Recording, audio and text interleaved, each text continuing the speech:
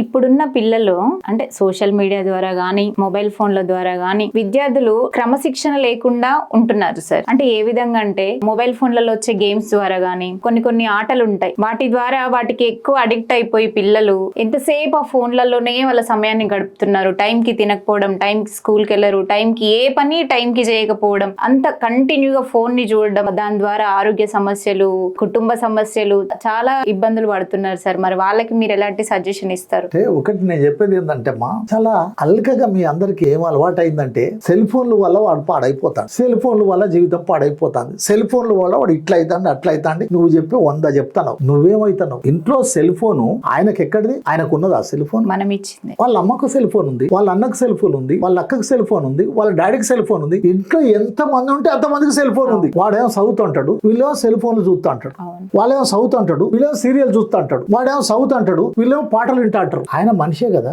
ఆయనకు తలకాయ ఉంది కదా, ఆయనకు కూడా నేను ఇది చూడాలని అనిపిస్తుంది కదా. అందుకని ముందు మీ సెల్ ఫోన్లు పనిచేయండి, ముందు మీ టీవీలు పనిచేయండి. ఆయన చెడిపోవటం కాదు, మీరు చెడిపోయి వాళ్ళని చెడగొడతారు. వాళ్ళు చెడిపోయిన ఎట్లా అంటారు, తప్పు. అంతేకాకుండా పిల్లగాడు ఏడిస్తే సెల్ ఫోన్ చూపిస్తారు, తినకపోతే సెల్ ఫోన్ చూపిస్తారు, పడుకోపోతే సెల్ ఫోన్ చూపిస్తారు. మనల్ని కొంచెం డిస్టర్బ్ చేసిన ఫోనే ఇస్తాము, మనల్ని వదిలేయడానికి. కరెక్ట్ చెప్పినావు. అంటే నిన్ను విముక్తి చేసుకోవడానికి వాడిని ఎంగేజ్ చేస్తున్నావు.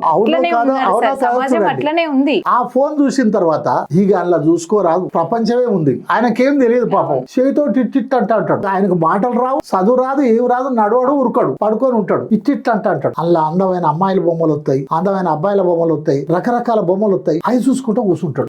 వాని తప్ప అందులో బొమ్మలు వస్తున్నటువంటి దాన్ని ఆఫ్ చేయనటువంటి ప్రభుత్వం తప్పు, అది అడగపోవటం సమాజం తప్పు. కాబట్టి అతన్ని అనటం కాదా, ప్రభుత్వాన్ని అనాలి, సమాజాన్ని అనాలి, తల్లిదండ్రులు అనాలి. అది నేను చెప్పేది సార్. 1980-90లో అసలు విద్యార్థుల క్రమశిక్షణ ఎట్లా ఉండేది? అప్పుడు ఈ టీవీలు గానీ సోషల్ మీడియా గానీ ఇలాంటి ఏమీ ఉండకపోయేది. అసలు క్రమశిక్షణ పాటించే విధానం ఎలా ఉండేది? ఇప్పుడు క్రమశిక్షణ తగ్గిపోవడానికి కారణం ఏంటి? మంచి ప్రశ్న చేశావు. ఇప్పుడు మా కాలంలో ఎట్లా ఉండేనంటే క్రమశిక్షణ అంటే బెత్తమే, కొట్టుడే. అంతేకాదు, మా కాలంలో అంటే ఇంకోటి కూడా ఉండే. సార్ అంటే భయం, భక్తి. తల్లిదండ్రులు అంటే భయం, భక్తి. సార్ అంటే భయం, భక్తి. సో అక్కడ భయం ఉంది, భక్తి ఉంది, ఇక్కడ భయం ఉంది, భక్తి ఉంది. అక్కడ భయం, భక్తి, గౌరవం ఉంది, ఇక్కడ భయం, భక్తి, గౌరవం ఉంది. అందుకని ఇప్పుడు కొందరు అంటారు మా కాలంలో అయితే, ఈ కాలం ఒక తిరిగి ఉందా? లేదు కదా. కాబట్టి కాలాన్ని బట్టి మారాలి మనిషి. కాబట్టి ఆ కాలంలో క్రమశిక్షణ భయంతో ఉంది కాబట్టి, ఆ కాలంలో క్రమశిక్షణ భక్తితో ఉంది కాబట్టి, ఆ కాలంలో క్రమశిక్షణ గౌరవంతో ఉంది కాబట్టి, ఈ కాలంలో కూడా భయం, భక్తి, గౌరవం ఉండాలి. 4 వేయకపోతే ఎట్లానండి అని అంటారు, గద్దించకపోతే ఎట్లండి అని అంటారు. కానీ అది కాదు కావాల్సింది. మారిన కాలంలో ఏం కావాలి మరి? క్రమశిక్షణ ఎట్లా రావాలి? ప్రేమ కావాలి, అభిమానం కావాలి, ఆదరణ కావాలి, తగిన సౌకర్యాలు కావాలి. అలా ఉన్నప్పుడు క్రమశిక్షణ వస్తుంది. అంటే తల్లిదండ్రులకు కొడుకులు బిడ్డల మీద ప్రేమ లేదంటారా అని మీరు అంటారు. ఉండదని నేను అంటాను. ఎందుకంటే ప్రేమ ఉంటుంది అని అనుకుంటారు, కానీ ప్రేమ పేరుతో రై చదువుతావా, చదవా, ఏం సంగతి, వాని రూమ్ లే, ఆ చీకటి రూమ్ లేసాయి, వాని బాత్రూమ్ లే, ఆ కర్ర పట్టుకరా, కొట్టరా, ఇదా ప్రేమ? అటుపరి వాని కోసమే కదండి, మేము ఆయన కోసమే చేస్తున్నాం కదా. నా కొడుకు, నా బిడ్డ, నేను కదా, నా ఇష్టం. నీ కొడుకే కావచ్చు, నువ్వు కనొచ్చు, కానీ అతను మనిషి, అతనికి ఒక తలకాయ ఉంది, తలకాయలో ఒక మెదడు ఉంది. అతను 24 గంటలలో ఇంట్లో ఉండేది 8 గంటలు, సమాజంలో ఉండేది 8 గంటలు, పాఠశాల ఉండేది 8 గంటలు. కాబట్టి సమాజం యొక్క ప్రభావం ఆయన మీద పడుతుంది, పాఠశాల యొక్క ప్రభావం ఆయన మీద పడుతుంది, స్నేహితుల యొక్క ప్రభావం ఆయన మీద పడుతుంది, చదువుతున్నటువంటి విద్య యొక్క విద్యా విధానం ప్రభావం పడుతుంది, సినిమాలు, షికారులు, సెల్ ఫోన్లు, ప్రతి ప్రభావం ఆయన మీద పడుతుంది. అందుకని ప్రేమించడం అంటే అర్థం అది కాదు. వాళ్ళ కోసమే మేము కొడతాను, వాళ్ళ కోసం మేము బెదిరిస్తాను, ఈ మాత్రం చేయకపోతే ఎట్లా? సమస్య లేదు, అమ్మ నేను ఆడుకోవడానికి పోతా, నా హోంవర్క్ చేయి. ఏంటమ్మా, ప్రభుత్వ పాఠశాలలు పట్టించుకోవు, ప్రైవేట్ పాఠశాలలో ఏమో జైలు.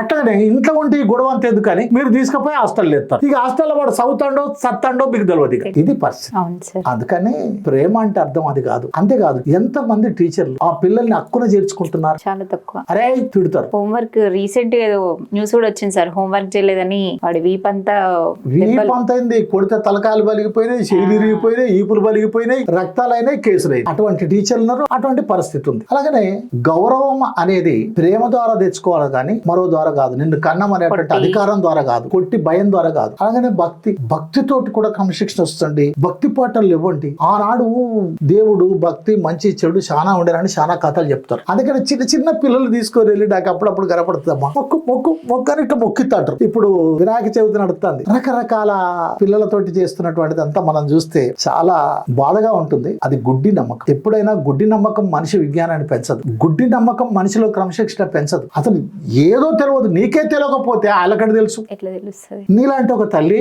ఆ కొడుకుని ఎంట పెట్టుకుని పోతాందట దేవుడిని మొక్కటానికి. పోతాంటే ఆ దేవుడి గుళ్ళకు పోయే ముందే ఆ వినాయకుడి కంటే ముందు సింహాలు పులులతో తయారు చేసినటువంటి బొమ్మలు పెట్టున్నాయట. అబ్బో ఈ నన్ను గర్తాయని వాడు ఉరుకుతాడట. అమ్మ ఉరికి పట్టుకొచ్చిందట. ఇంద్రా ఎందుకు ఉరుకుతాను అని. అయ్యే శివాలు కర్తాయి అంటే ఉత్త బొమ్మలే బిడ్డ కర్వైరా అన్నదట. మరి అది కూడా ఉత్త బొమ్మే కదా అన్నాడట. తెలియకల్లోడు. ఇది బొమ్మ అంటున్నావు కదా మమ్మీ, మరి అది కూడా బొమ్మే కదా. ఇది కరోనప్పుడు అది ఎట్లా నీకు మొక్కితే పుణ్యం వస్తుంది, లేకపోతే నీకు వరం ఇస్తుంది. బొమ్మ ఎట్లా వరం ఇస్తుంది అమ్మా? మనిషిని ప్రేమిస్తే వరం వస్తుంది, లేక ఏదైనా వస్తుంది. మనిషిని ప్రేమించకుండా బొమ్మని ప్రేమిస్తే ఎట్టొస్తుందమ్మా అని అడిగిండట. ఇవాళ రేపు పిల్లలు అంత షార్ప్ గా ఉన్నారు, మనకి నేర్పించే విధంగా ఉన్నారు, అంత షార్ప్ గా ఉన్నారు. కాబట్టి భక్తితోటి క్రమశిక్షణ వస్తుంది అనుకోవటం అనేది తప్పు. భక్తితోటి మూఢనమ్మకం వస్తుంది, మూఢనమ్మకంతో విజ్ఞానం పెరగదు. అది